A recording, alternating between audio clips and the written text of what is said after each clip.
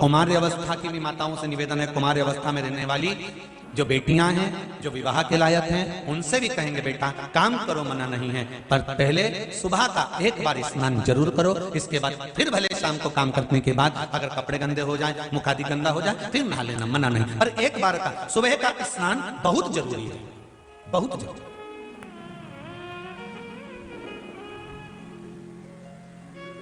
जो बेटियां दोपहर का स्नान मध्याह्न होने के बाद भले कुंवारी हैं, शादी नहीं हुई, अगर करती हैं तो उनको भी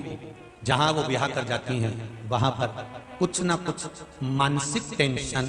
परिवार का खटर पटर या किसी न किसी रूप में पति पत्नी का क्लेश या पारिवारिक क्लेश को झेलना पड़ता है। और जितनी बेटियां हैं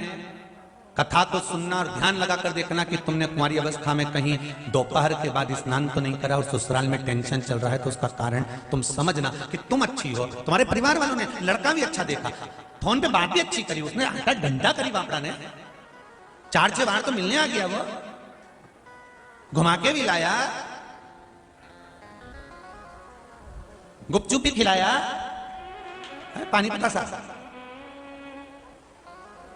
चाउमीन भी खिलाया, सब खिलाया। फिर ऐसा क्या हो गया शादी के बाद कि 1-1.5 साल तक अच्छे रहे, उसके बाद तो क्लेश क्लेश क्लेश। पहले तो सास भी फोन करती थी, ससुरा भी बोलता था, सब प्रेम से बोलते, देवरानी जेठानी सब अच्छे से बोलते थे। अब क्या हुआ? उसका कारण बेटियां एकांत में बैठकर सोचना कि कहीं तुमने कुंवारी अवस्था में या अपने ससुराल में कहीं पर भी मध्याह्न के बाद तो स्नान नहीं करा, उसको निकाल कर देखना, फिर सोचना हो। और जिनका सौभाग्य में अगर दिक्कत आई है,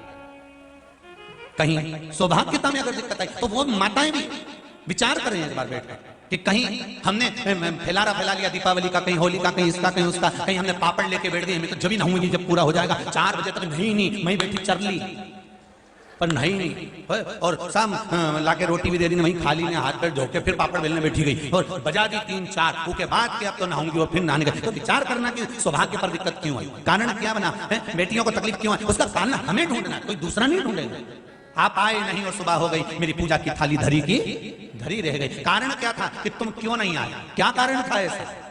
जो तुम नहीं पहुंचे। हमें उस कारण को ढूंढना कि हम अच्छे हैं, हमारा व्यापार अच्छा है, हमारे घर के लोग अच्छे हैं, सब कुछ अच्छा चल रहा था, सब अच्छे से चल रहा था, फिर दुख क्यों आया, उसका कारण हमें अपने आप में ढूंढना, कोई दूसरा नहीं ढूंढेगा।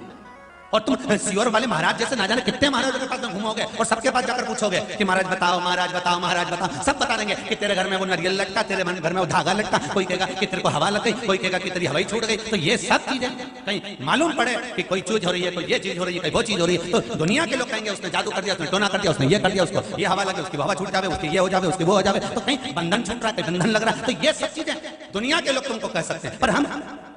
पितृ दोष देख रहे हैं, वास्तु दोष देख रहे हैं, हमने ग्रह दोष देखा, पर पत्रिका में दोष देखा, पर हमने अपना दोष देखा क्या कि हमने क्या